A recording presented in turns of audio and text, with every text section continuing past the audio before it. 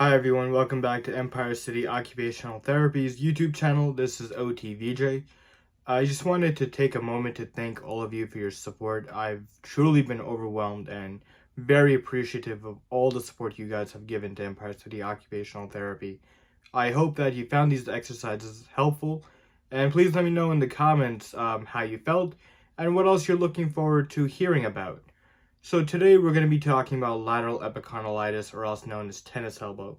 That's pretty common type of repetitive stress injury. You might have started to experience it, especially as you're carrying something heavy, like your groceries or you're working out. You might start to have some pain at the back of your hand and your wrist, shooting all the way to the outside of your elbow. Some of this can be due to different stresses on your wrist extensor muscles. So today we're going to be talking about different treatment exercises that I like to do with my patients that have helped, as well as different activity modifications. We can possibly talk about different product recommendations on a future video, but for today I want to talk about the exercises. So without further ado, let's begin, and I hope you find this extremely helpful. So take care and see you guys soon. Thank you so much. Tennis elbow or lateral epicondylitis is a result of overuse in your forearm wrist extensors. It originates from that tendon on your elbow, and it's due to a lot of repetitive stress. This can be due to, moving your arm and your wrist in different directions repeatedly.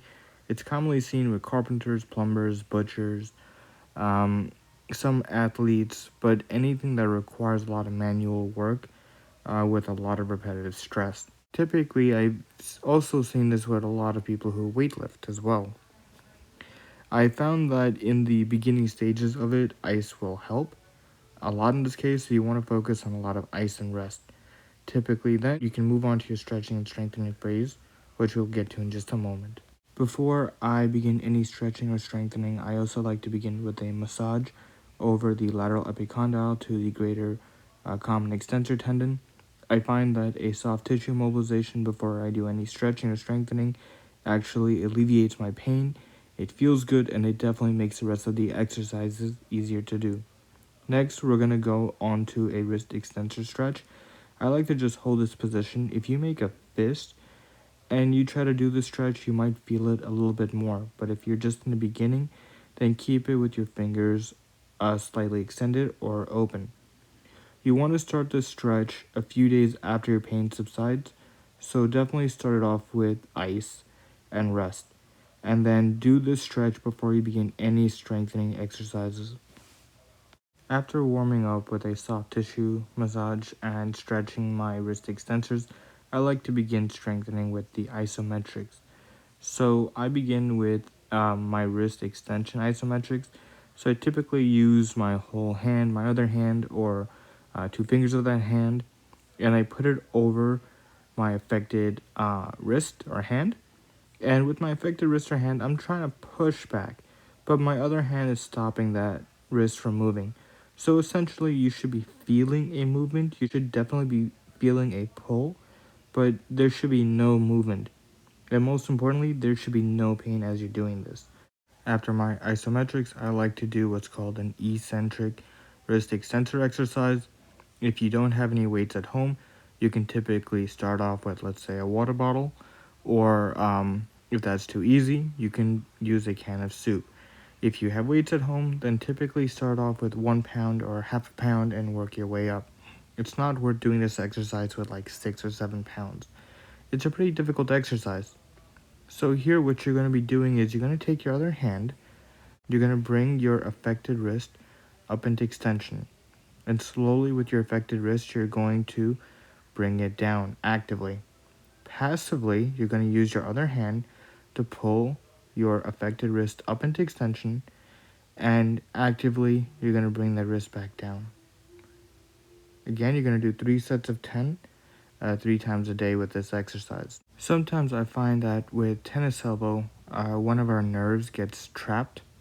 It's called our radial nerve. So this exercise is a radial nerve glide.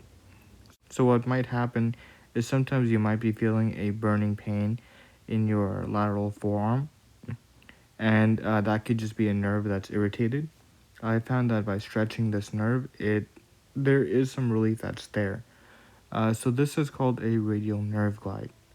And you're going to follow exactly like me. You're going to bring your arm out to the side, keep the elbow extended, forearm pronated, wrist flex, and the fingers extended.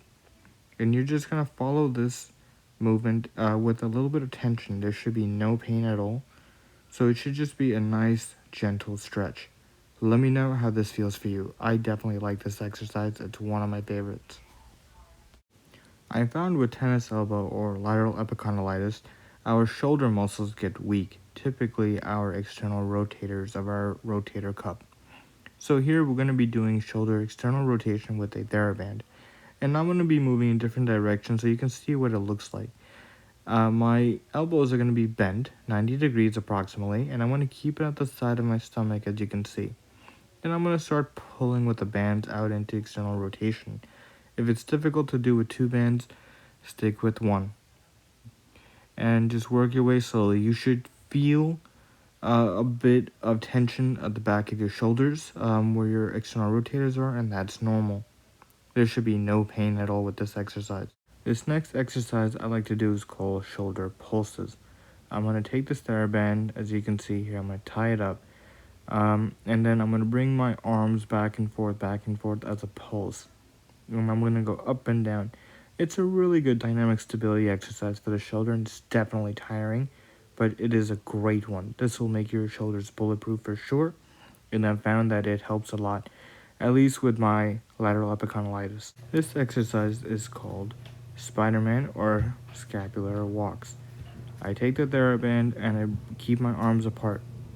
I'm going to take 2 steps up with the TheraBand and 2 steps down with the TheraBand. This is definitely a great way to activate all of your shoulder and forearm and wrist muscles. So it's a great closed chain dynamic stability exercise for your whole upper quadrant. I found that it's very tiring, but it's also very effective.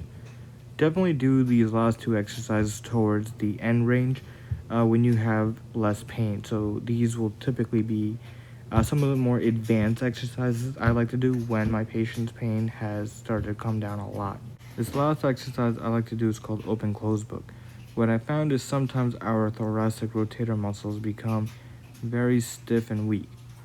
I have found that doing this exercise will help to further expand our upper quadrant and keep all of our muscles nice and loose. So this is a great way to open it up, and don't forget you can use the other side as well. Thank you so much, and I really hope you enjoyed Empire City Occupational Therapy's YouTube channel. Please let us know in the comments how you feel, and hopefully these exercises have worked. Take care.